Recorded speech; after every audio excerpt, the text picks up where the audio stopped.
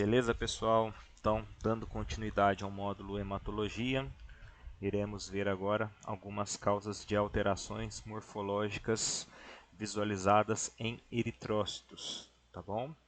Essas alterações elas podem ser observadas nos esfregaços sanguíneos corados pelos corantes usualmente empregados, tá?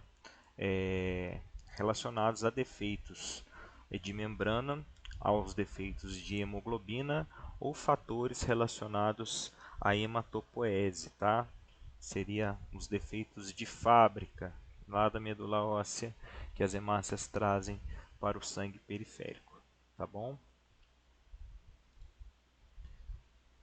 Essas alterações morfológicas podem ser classificadas quanto à forma, dando o nome de poiquilocitose, quanto ao tamanho, dando o nome de anisocitose, e quanto à cor ou coloração, dando a nomenclatura de anisocromia.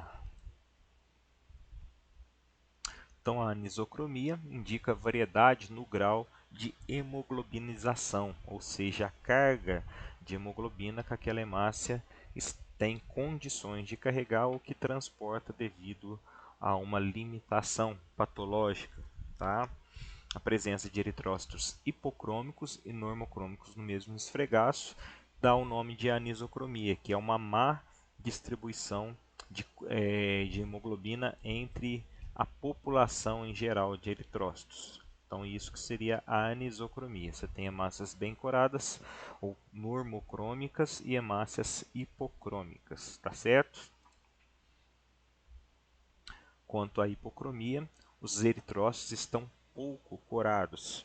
O halo central é maior e mais claro, então ela tem aquele disco bicôncavo, é mais evidente, porque a hemácia concentra-se bem na periferia, tá? Presente em anemia ferropriva e talassemia. O que acontece na anemia ferropriva? O ferro é um dos componentes da hemoglobina, ele faz parte da molécula principal, aonde nós temos as cadeias polipeptídicas e o grupo prostético, que contém o ferro como molécula central que dá estabilidade à hemoglobina, tá?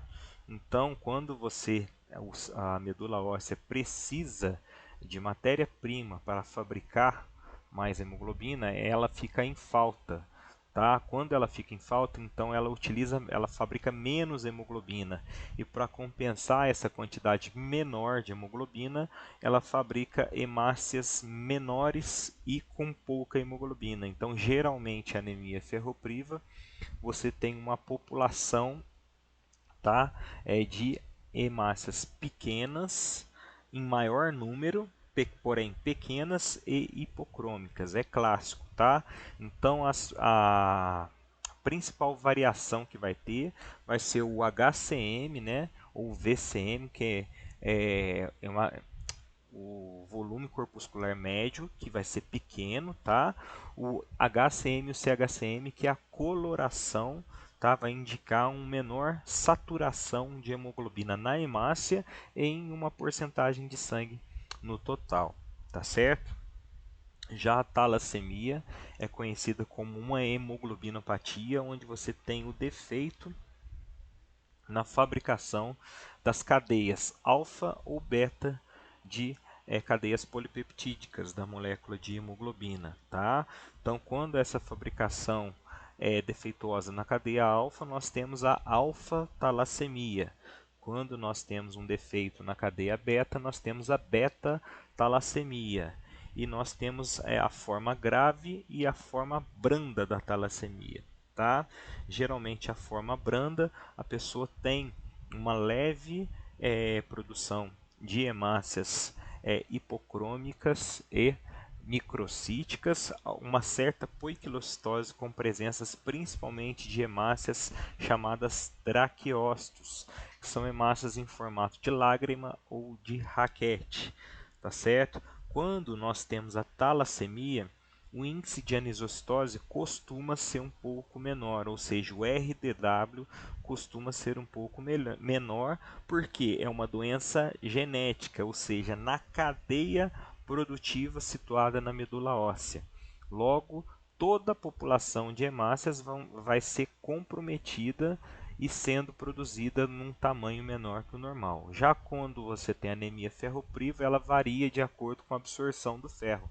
Então você pode passar por períodos que você teve uma boa absorção, exposição ao ferro, produzindo hemácias normais, e tem períodos que você teve, devido a uma doença de base ou devido a alguma falta nutricional, uma baixa exposição ao ferro, logo você tem uma produção deficiente dessa hemácia. Então, geralmente, o RDW de anemias ferroprivas dá mais alto, ou seja, você tem populações visíveis de hemácias normais ou hemácias hipocrômicas e microcíticas.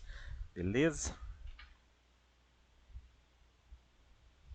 Deixa eu só ver a pergunta aqui. Todas as horas aula terão que ser digitadas?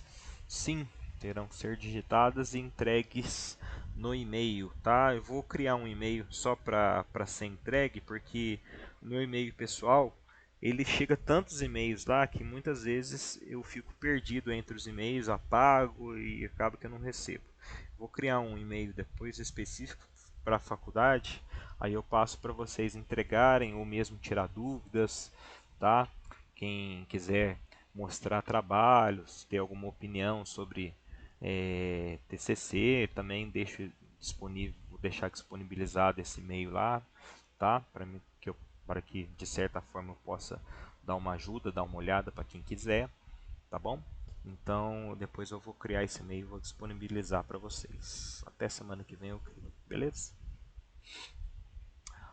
Bom, dando prosseguimento aí, então a grande diferença entre a anemia ferropriva e a talassemia é justamente uma é de origem externa, né? Seria nutricional principalmente, a outra é uma de origem genética. Elas se comportam mais ou menos da mesma forma, porém ela tem um índice de anisostose como um dos indicadores, mas o diagnóstico dela é diferente, o tratamento é diferente também. Tá? O tratamento, por exemplo, da anemia ferropriva, ela responde imediatamente quando você administra ferro para o paciente, tá? Por via intramuscular ou endovenosa, que ela a injeção de noripurum. Tá? Agora, a talassemia, por não ser um tipo de anemia por deficiência nutricional, não adianta você ministrar ferro para a pessoa não vai melhorar. Tá? Então, como que você faz o diagnóstico? Isso aqui é uma pergunta legal. Qual que é o diagnóstico laboratorial diferencial para talassemia e para anemia ferropriva? Tá? Então, você descobre que o paciente tem, você faz o hemograma a princípio, tá? E você vê lá o hemograma indicando microcitose e hipocromia, tá? Então o médico já suspeita dessas dois tipos de anemia que se manifestam dessa forma. Como que ele vai fazer o diagnóstico? Então, primeiramente, ele pede o chamado perfil do ferro, tá? Que é a cinética do ferro, que é todos os exames relacionados ao ferro, que é o ferro, ferritina, que é a proteína responsável pela armazenamento do ferro no organismo, e a transferrina, índice de saturação de transferrina, que seria a forma de transporte do ferro dentro do organismo. Tá? Então, se um desses três estiverem diminuídos, possivelmente essa pessoa tem algum tipo de deficiência nutricional, alguma anemia ferropriva. Aí, se não tiver nenhum dos três alterados, como que ele vai confirmar se o paciente tem talassemia? Através de um outro exame, que é chamado eletroforese de hemoglobina. Tá? Aí a eletroforese de hemoglobina ela vai mostrar as frações da hemoglobina e vai mostrar um traço chamado hemoglobinopatia C, relacionado à talassemia. Beleza?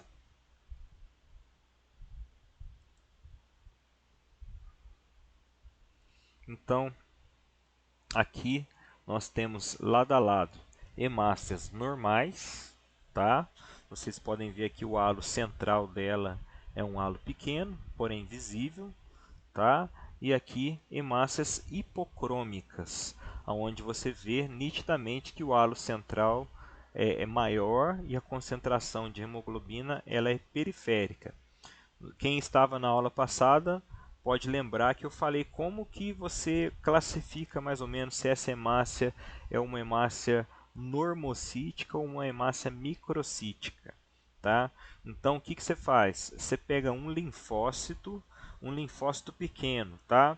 Este aqui não está parecendo ser aqueles linfócitos pequenos, tá? Mas no caso a gente tem que localizar linfócitos pequenos na lâmina do esfregaço, tá? Esse aqui o citoplasma dele está um pouco maior do que o normal, tá? Tá meio esticado, está meio deformado pelo menos. Então, por esse linfócito eu não posso afirmar que ele é um linfócito pequeno. Eu teria que ter outros aqui para comparar o tamanho. Mas você pega um linfócito pequeno, um possível linfócito B, tá? Você projeta o tamanho do núcleo dele sobre uma hemácia que você está achando que ela é microcítica ou normocítica ou macrocítica, tá? Geralmente uma hemácia normal ela tem o mesmo tamanho, tá? Aproximadamente o mesmo tamanho do núcleo de um linfócito pequeno, tá? Isso é uma coisa que vocês não acharão em livros, mas serve como critério de comparação para vocês terem uma ideia se hemácias são microcíticas ou normocíticas, tá? Vamos supor que esse aqui fosse um linfócito pequeno, tá? Então nós pegamos essas hemácias aqui, ó, em relação ao núcleo, a gente vê que essas hemácias estão menores, certo? Então se isso aqui eu tivesse certeza que era um linfócito pequeno, mas eu não posso afirmar por uma foto, eu teria que ver a lâmina, tá? Eu poderia estar afirmando que essas hemácias aqui são hemácias microcíticas e hipocrômicas, tá ok? Aqui uma hipocromia bem exacerbada, na verdade uma anisocromia, né? Nós temos aí hemácias que estão normocrômicas, tá? E hemácias bastante hipocrômicas, tá? Então isso aqui é uma anisocromia com predominância de hemácias hipocrômicas. O que nós podemos ver nesse esfregaço aqui também, para treinar os nossos olhos? Nós vemos aqui hemácias crenadas, tá? Também conhecidas como equinócitos. Nós podemos ver aqui também fragmentos de hemácias, conhecidos como esquizócitos. Nós vemos aqui eliptócitos, né? Mas teria que ter mais. Mas nessa figura propriamente dita, mais uma aqui é fragmento de hemácia no canto esquerdo aqui, plaquetas, tá? Aparentemente com tamanho normal, aqui tem duas juntinhas, mas as plaquetas estão picnóticas, estão normais, tá certo? Policromasia, policromatofilia, que seria aquele aspecto morfológico da hemácia, no qual a hemácia ela tem uma coloração azul acinzentada.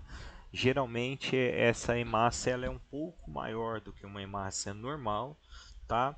E ela tem determinadas afinidades para corantes ácidos e corantes básicos. Esses eritrócitos policromáticos são maiores e não apresentam geralmente um halo central. Eles recém expulsaram o núcleo, tá? E corresponde geralmente aos reticulócitos, porém deveriam ser confirmados através de uma coloração supravital que se chama azul de cresil brilhante, tá? Que daí você pode afirmar esses fragmentos de ácidos nucleicos dentro do citoplasma das hemácias, afirmando ser reticulócitos. Então, aqui nós temos os reticulócitos, tá? Essa aqui é uma coloração, é uma policromasia, tá? Porém, realizada a coloração de azul de cresil brilhante, no qual a gente coloca em partes iguais, tá? Quando a pessoa tem hematócrito normal, deixa no banho-maria em contato de 15 a 30 minutos e depois faz um esfregaço.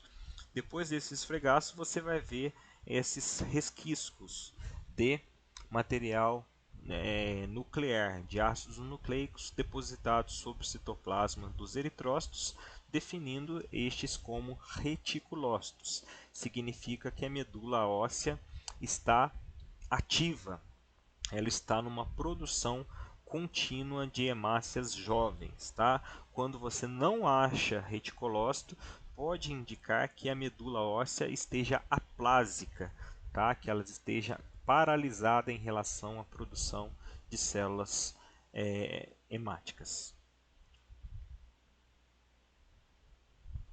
Já na anisocitose, passando rapidinho aqui, variação no tamanho dos eritrós, apresentando microcitose e macrocitose. Isso nós já vimos, né?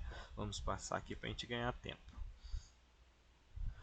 Microcitose e eritrócitos são menores que 7 micrômetros, observada nas talassemias, anemias ferroprivas, mielodisplasias, envenenamentos com metais pesados, como por exemplo chumbo, tá? Chumbo presente principalmente em tintas brancas, tá? A tinta branca ela tem geralmente uma certa concentração de chumbo, então é comum ver em pintores, tá? Que não utilizam materiais de proteção, EPIs de acordo, a exposição a tinta branca rica em chumbo pode levar a intoxicação por metais pesados e levar a anemias microcíticas. Microcitose, hipocromia, acho que é aquele mesmo slide, né? Aquilo que eu falei para vocês de projetar o tamanho da hemácia sobre o linfócito para ver certinho. Na macrocitose, já os eritrócitos com diâmetro maior do que 8 micrômetros, né? Redondos ou ovais, com ausência de halo central. Por quê? Porque essa hemácia ela foi fabricada com uma deficiência de vitamina B12 e ácido fólico. Isso aí são elementos essenciais para a produção de membrana citoplasmática. Como você tem menos material para a produção de membrana citoplasmática, a medula óssea, em compensação, forma menos células, uma quantidade menor de células com um tamanho médio maior do que o normal. Então, geralmente, essas hemácias carregam uma quantidade maior de hemoglobina, mas limitada ao seu tamanho. Então, elas não são hipercrômicas, elas são normocrômicas, mas uma quantidade maior, porque o tamanho da hemácia é maior. Pode estar relacionada à reticulocitose, que é medula óssea em produção ativa, tá? Produzindo células jovens, que elas geralmente são maiores, tá? Anemias megaloblásticas relacionadas ao deficiência de vitamina B12 e ácido fólico, também bastante comum em gestante. Anemia perniciosa relacionada à deficiência absortiva de vitaminas pelo intestino devido a doenças intestinais crônicas, tá? Uso de drogas que interferem na síntese de DNA, principalmente quimioterápicos. Quimioterapia é a mesma coisa que veneno, tá? Ele altera tanto a célula cancerosa quanto a célula sadia. Então pode levar a essa má formação. É bastante comum as pessoas que fazem quimioterapia ter anemia macrocítica. Isso já é bastante comum, porque esses pacientes são obrigados a realizar o hemograma sempre antes de uma sessão de quimioterapia. Então é uma coisa que vocês vão ver bastante na prática, tá?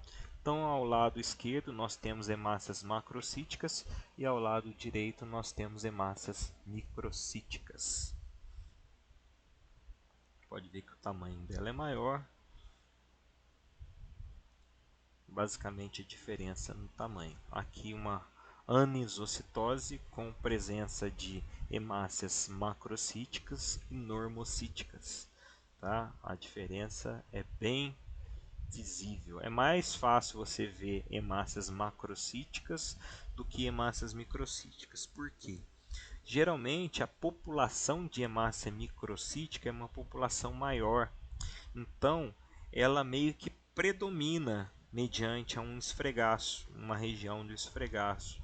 Então fica difícil de você fazer essa visualização, pelo menos no início da carreira, como uma anisocitose com presença de macrócitos e hemácias normocíticas e microcíticas, porque a população delas é muito grande, então você não vê muita variação, tá? Então às vezes você tem uma microcitose sem uma normocitose.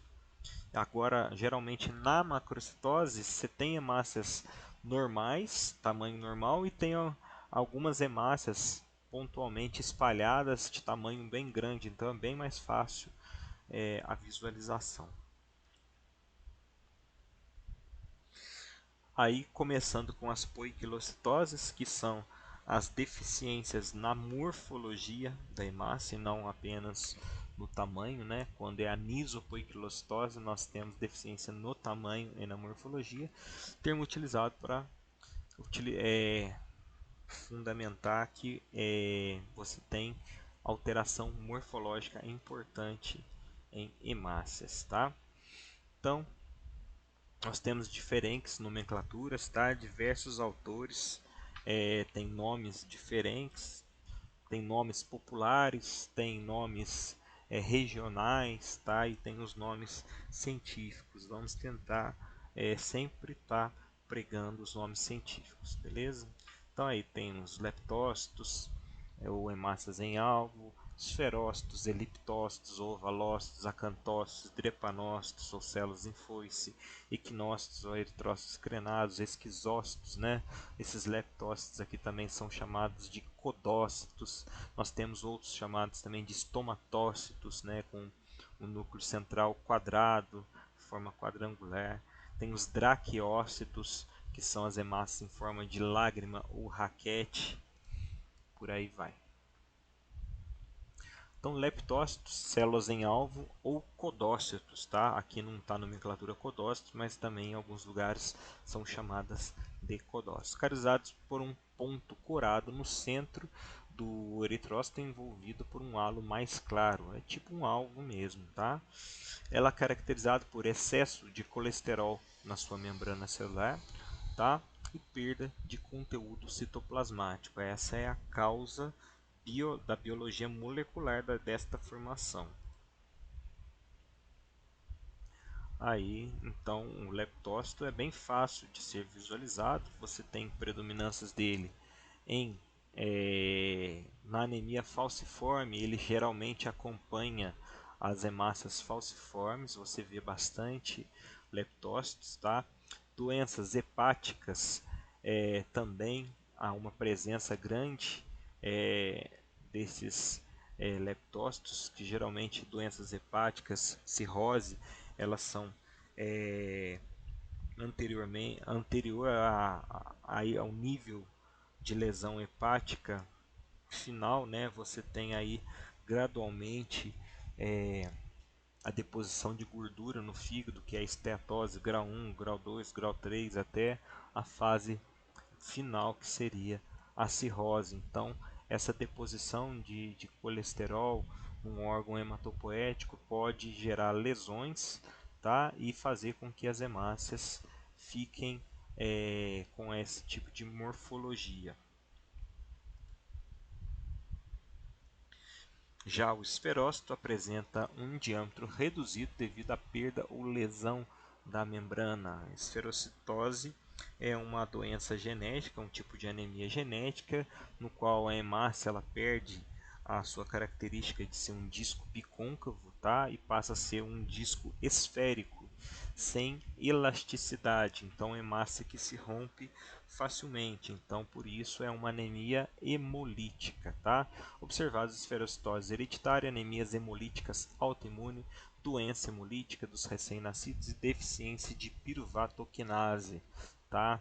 Aí estão algumas causas da esferocitose.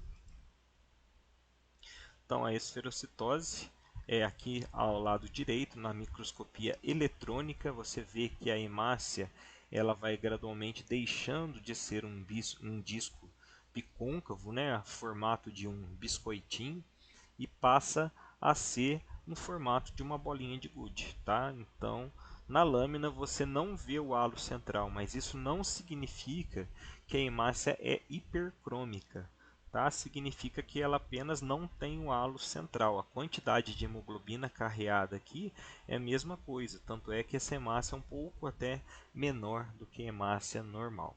Tá?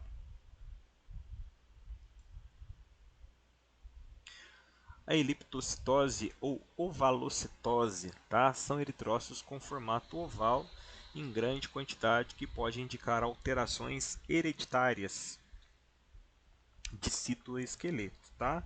Geralmente esse tipo de anemia não é uma anemia muito sintomática, tá? É uma má formação que geralmente passa despercebida, tá?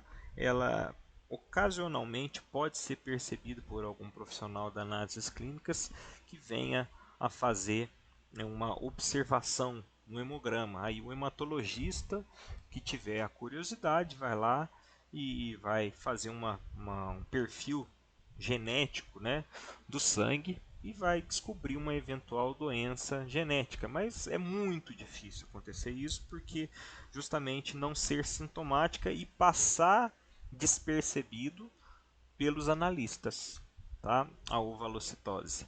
Muitas vezes você vê ela, mas fala: será que isso aí não é artefato de lâmina? Será que isso aí foi esfregaço que ficou meio esticado? Então é meio complicado ver isso aqui, tá? Mas é origem genética, tá? Quando vocês verem isso aqui em grande quantidade, na dúvida, o que eu aconselho é repetir a lâmina, tá? Se for necessário, até faz uma nova coleta do paciente, fazendo o esfregaço diretamente do sangue da seringa, tá? Da pontinha da agulha ali, já faz no ato da coleta, já faz o esfregaço para não ter nenhuma interferência, faz múltiplos esfregaços para ter certeza que realmente isso aqui está ocorrendo, porque é difícil, às vezes passa despercebido, tá? O ovalócito é bem característico, mas às vezes passa despercebido.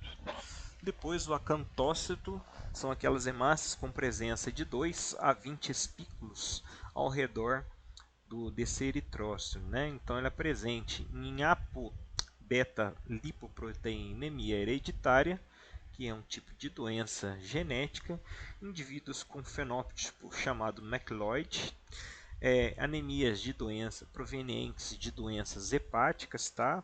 Essas anemias provenientes de doenças hepáticas têm hepatite autoimune, tem hepatite medicamentosa, tem hepatite proveniente de doenças crônicas, tá? Tem hepatite secundária a doenças de outros órgãos, por exemplo, como uma pancreatite pode levar a uma hepatite, tá? Nós temos as hepatites virais, tá? Que se manifestam e podem causar sequelas futuras, e tem hepatites provocadas por o uso de álcool, tá? Então essas hepatites, quando elas estão em grau avançado, elas podem gerar anemias de origem hepática, tá? Mielodisplasias, deficiência de vitamina E. Então são as principais causas desses acantócitos, tá? E esses acantócitos também podem estar presentes devido à esplenectomia, tá? O que é isso? Quando a pessoa tira o baço. Quando a pessoa tira o baço devido a um acidente ou devido a algum processo é, de algum câncer que tem uma possibilidade de migração para o baço. Então, às vezes, o baço é um órgão que a pessoa pode conviver sem, mas o baço é um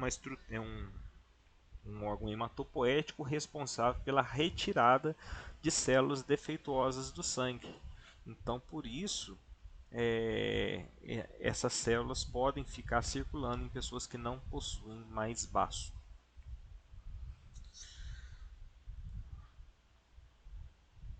Aqui, os acantócitos são células bem visíveis, né? Elas são bem particular a morfologia delas.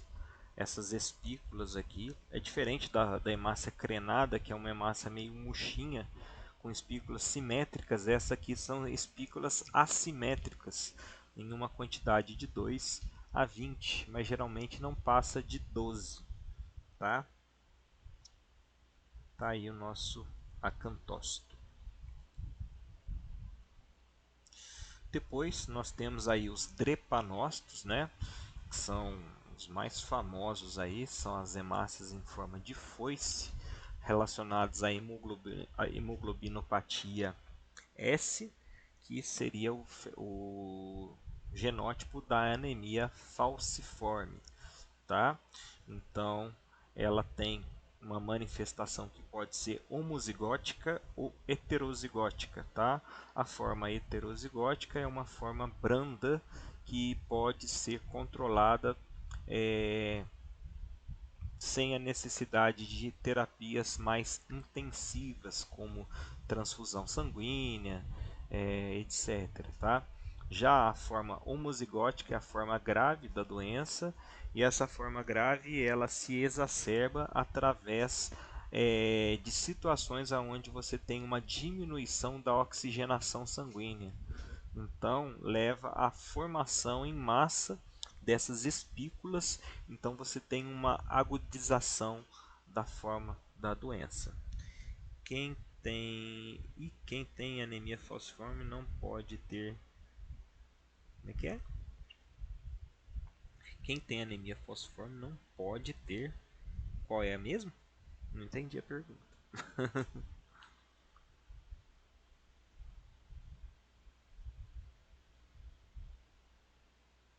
Uma doença no sangue que não pode ter?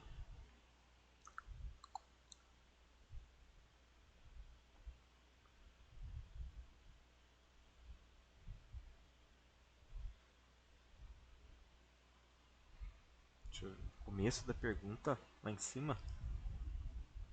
Ah, não contrai chagas? Então, isso aí, o que acontece? A doença de Chagas, ele é um parasita sanguíneo, né?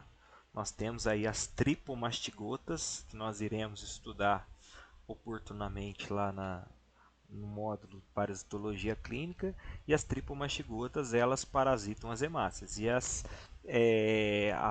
amastígotas, elas têm um tempo de maturação dentro da hemácia. E se as hemácias morrem antes do tempo, elas têm uma formação genética diferente, possivelmente esse parasita não consegue se desenvolver dentro dessas hemácias, tá? Então, pode ser que isso ocorra mesmo, tá bom? A pessoa que tem anemia falciforme, ela pode ser mais resistente à infecção por parasitas sanguíneos, tá? Ou pode morrer mais rápido também. Não, eu tô brincando, mas geralmente isso aí tem fundamento, sim. Beleza? Então, essas eritrócitos são alongados com formato de foice devido à hemoglobina S, né, que ela faz como se fosse uma espícula, tá? Então, se você pegar a microscopia eletrônica, você vê que a hemácia vai esticar e ela vai perder a sua elasticidade, aquele potencial que ela tem de se moldar dentro dos vasos e não estourar, tá?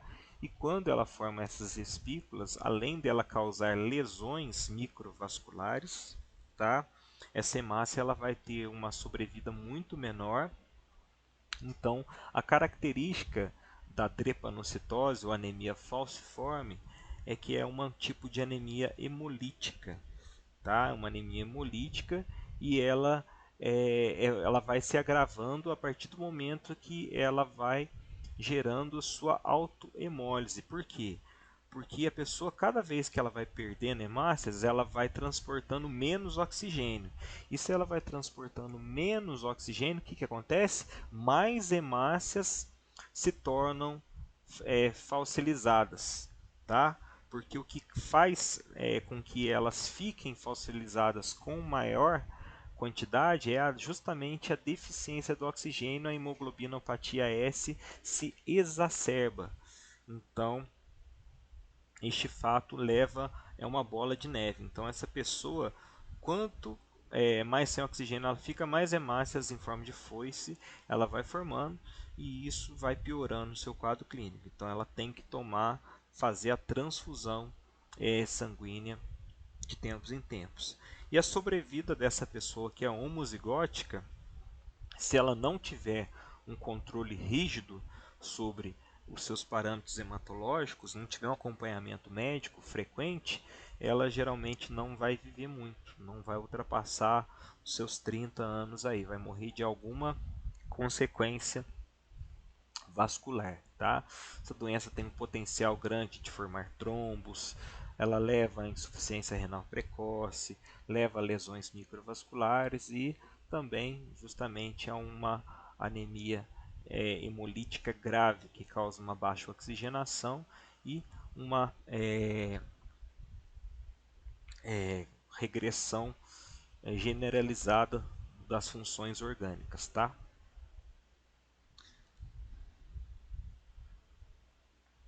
Já o equinócito, também conhecido como hemácia crenada, né? Presença de espículos ao redor desse eritrócito, são artefatos, pode ser considerados artefatos devido à técnica de estocagem de sangue, né? Sangue deteriorado, ATP, conteúdo de cálcio intracelular, insuficiência, ela é vista também com aumento de cálcio intracelular em casos de insuficiência renal, em casos de insuficiência hepática, desidratação e queimaduras graves, tá? A queimadura grave nada mais é do que um quadro de desidratação também, ela leva à desidratação, a queimadura grave, tá? Então, quadros de desidratação. A insuficiência renal é muito comum, principalmente naqueles pacientes que já fazem a hemodiálise, tá?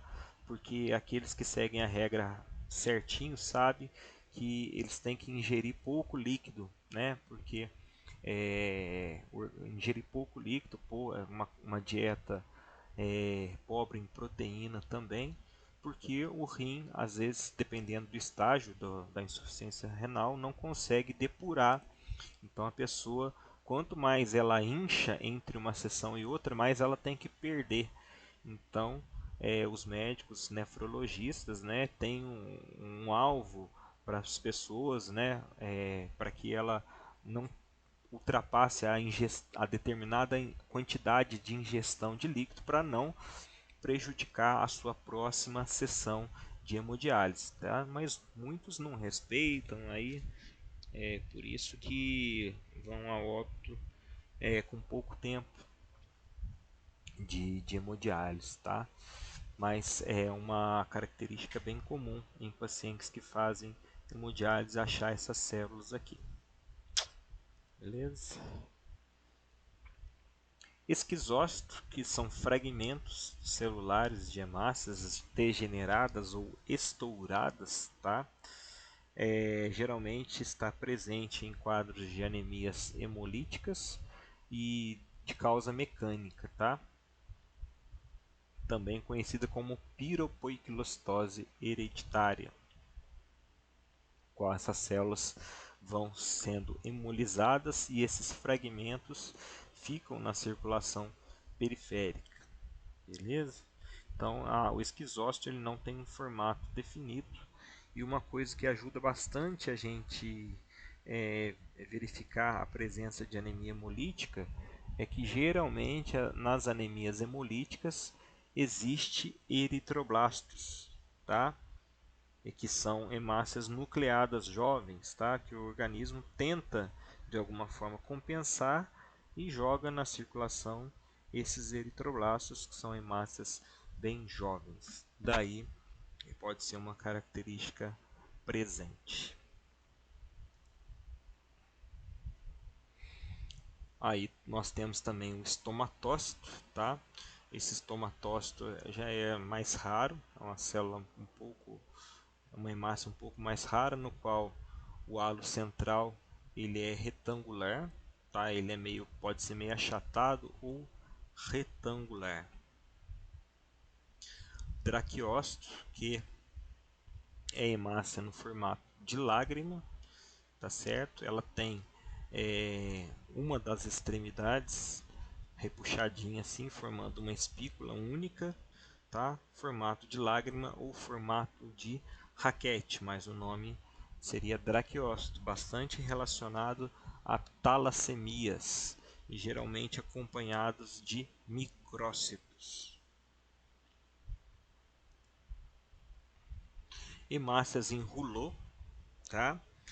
Esse rouleau é um nome dado para determinados tipos de autoaglutinação eritrocitária, ou seja, essas hemácias elas vão se empilhando, tá? Formando essas estruturas chamadas rouleau, tá? Então, algumas doenças como mieloma múltiplo, doenças autoimunes como lúpus eritromatoso sistêmico, esclerodermia, artrite reumatoide, você pode eventualmente achar esse tipo de formação, tá? Algumas pessoas que também possuem crioaglutininas podem ter uma certa aglutinação eritrocitária, que são anticorpos frios, crioaglutininas, também levando a esse tipo de formação que deve ser citado para que o médico possa fazer a busca dessas doenças que realmente são um pouco mais raras, mas que não podem passar despercebidos pelo nosso diagnóstico, tá? Uma dica para suspeitar quando ocorre isso aí é quando a relação hematócrito-hemoglobina, isso aí também vocês não vão encontrar em livro, tá? Isso aí é da prática mesmo que a gente vem pegando a malícia. Quando você faz uma contagem, o aparelho faz uma contagem, por exemplo, e vê um nível de hemoglobina não compatível com o hematócrito. Por exemplo, você vê lá uma hemoglobina de 10, o hematócrito compatível seria mais ou menos 3 vezes o valor da hemoglobina, né? Então vamos colocar aí, se a hemoglobina é 10, o hematócrito deveria se situar ali entre 29 e 31 mais ou menos, com a média em 30. Tá? Vamos colocar essa variação aceitável aí. Mas aí a gente pega um hematócrito de 24 com hemoglobina de 10. O que está acontecendo se você colocar no microscópio? Por que o aparelho não detectou o hematócrito corretamente? Porque essas hemácias estão autoaglutinadas, tá? Então, na hora de passar o pulso, que é aquele que a gente viu na aula passada lá, como se faz a medida pelo aparelho, que é a impedância que passa hemácia a hemácia, o pulso elétrico vai quantificando a quantidade de hemácias que vai passando ali, você tem fragmentos de hemácias que estão unidas, empilhadas, então ele considera apenas um pulso, tá? E isso faz com que a contagem seja falsamente diminuída do hematócrito. Por isso que a hemoglobina é a mais confiável, porque a hemoglobina ela é dosada, tá? Enquanto a contagem de hemácias e o hematócrito no aparelho de automação ele é calculado por impedância, tá certo? Então a hemoglobina seria o nosso porto seguro. Então quando você tem esse fato aí, geralmente pode ser que você encontre isso na lâmina. Como que você faz a partir deste momento para tentar passar esse sangue lá e ter uma contagem normal? Aí pode ser que ajude, tá? Nem sempre ajuda, porque às vezes essa autoaglutinação tá tão forte, existe tantos anticorpos aí, autoanticorpos, que pode ser que eles não sejam neutralizados, tá?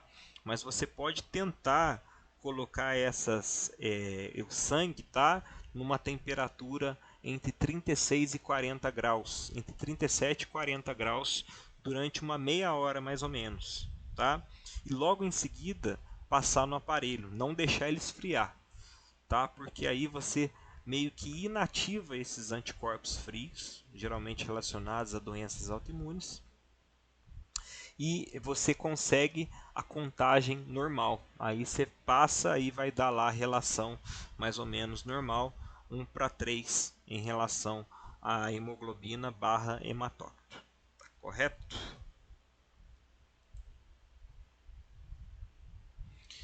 Variação na estrutura. Agora nós temos as inclusões eritrocitárias bastante comuns. Primeiro ali nós temos o ponteado basófilo, depois os corpúsculos de Hall-Joly, siderócitos ou corpos de Pappenheimer e corpúsculos de Heinz ou corpúsculos de Heineken, né? Brincando, de Heinz. Ponteado basófilo. O que é esse ponteado basófilo? São vários pontinhos corados de azul no citoplasma da hemácia relacionados a agregados de ribossomo, de DNA ribossômico, RNA ribossômico na verdade, que formam essas pequenas inclusões de coloração azul dispersas em todo o citoplasma. Aonde que ela vai estar presente? Geralmente elas estarão presentes em formas de talassemia, em formas de anemia megaloblástica, intoxicações por metais pesados, principalmente chumbo para os pintores e mercúrio para os garimpeiros, tá? Ou quem mexe com metais pesados, como o ouro, que utiliza bastante o mercúrio para fazer essa separação, tá? Deficiência enzimática da enzima chamada 5-nucleotidase, tá? Já é uma outra doença, uma doença metabólica enzimática, tá? Não analisado na presença de EDTA, tá? O EDTA ele vai anular esse ponteado basófilo. O que a gente tem que fazer então para achar esse ponteado basófilo? Quando se suspeita de algumas dessas patologias que podem causar esse ponteado basófilo ou que esse ponteado basófilo possa ser um diagnóstico, a gente tem que coletar o sangue e fazer o esfregaço direto do sangue da ponta da agulha, tá? Aí depois passa para o vídeo de EDTA para dar continuidade no hemograma, mas se faz a lâmina antes de colocar o sangue em contato com o EDTA, tá? Porque o EDTA vai impedir a visualização desses DNAs ribossômicos. Tá aí o ponteado basófilo, é bem característico, bem fácil de ver, tá? Ele vai parecer um reticulócito, porém a coloração que você utilizou aí é a coloração usual, tá? Então você vai ter essas partículas de DNA, RNA, desculpe, ribossômico aí dispostas no citoplasma dessas células, certinho? Corpúsculos de Hall-Joly são partículas remanescentes de cromatina nuclear, tá? Do material DNA mesmo nuclear da hemácia remanescente, resultado de um defeito de reprodução celular. Geralmente, quando essas hemácias elas sofrem mitose, elas expulsam o núcleo, mas pode ficar esse resto nuclear concentrado de forma geralmente na periferia da célula, um ponto único bem concentrado, tá? Visualizados na forma de um ou mais pontos de coloração azul, normalmente no citoplasma celular, presentes na anemia megaloblástica, em estado hipoesplênico, ou seja, no qual existe uma diminuição da função esplênica ou a pessoa sofreu esplenectomia. Quando circulares, são chamadas também de anéis de Cabot, tá bom? Deve ter a fotinha dela aqui. Então aqui os corpúsculos de Hall-Joly, tá?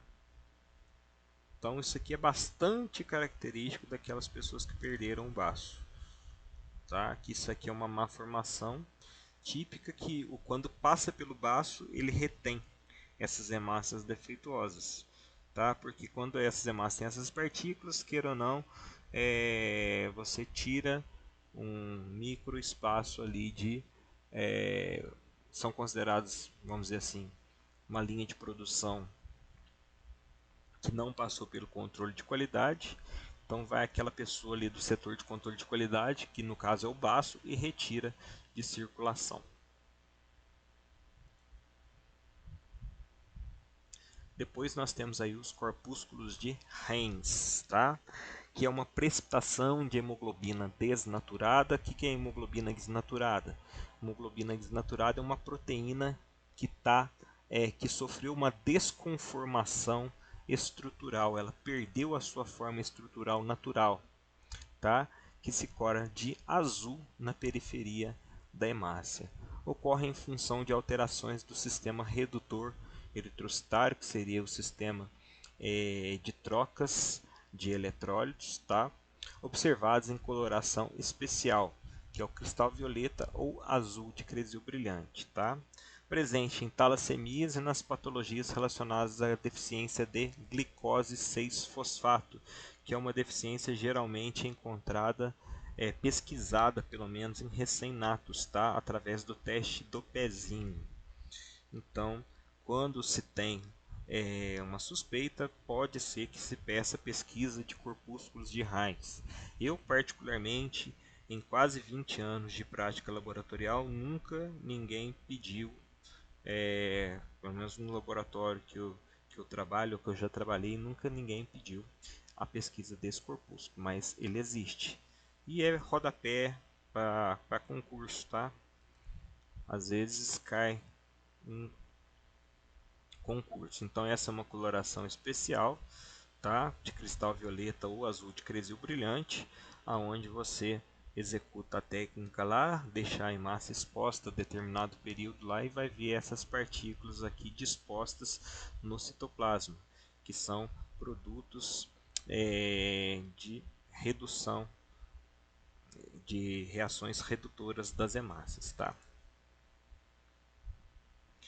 Corpúsculos de Pappenheimer ou siderócitos, tá? São eritrócitos que possuem no seu interior agregados de ferritina. O que é ferritina? Ferritina é a proteína que armazena o ferro no organismo, localizados próximos à membrana. Só que essa ferritina ela tem seus depósitos naturais. Quando elas se concentram dentro das hemácias, elas começam a precipitar e formar essas inclusões chamadas sideroblastos, tá? Então apresenta coloração púrpura, coloração de pearls, né? E são observadas na talassemia e pós-esplenectomia, tá? Geralmente todos esses corpúsculos são bem visíveis como um todo nas pessoas que não têm baço, tá? Ou em pessoas que têm anemia de origem genética que possuem uma quantidade maior de hemácias mal formadas. A linha de produção está comprometida, tá certo? Também pode ser visualizada pela coloração azul de Cressil brilhante, aonde você amplia o tempo de exposição, tá?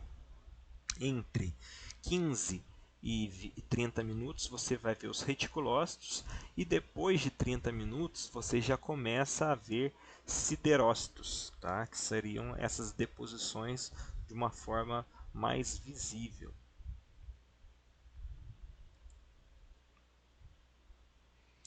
E isso aí é o fim da parte de série vermelha. Espero que tenham gostado da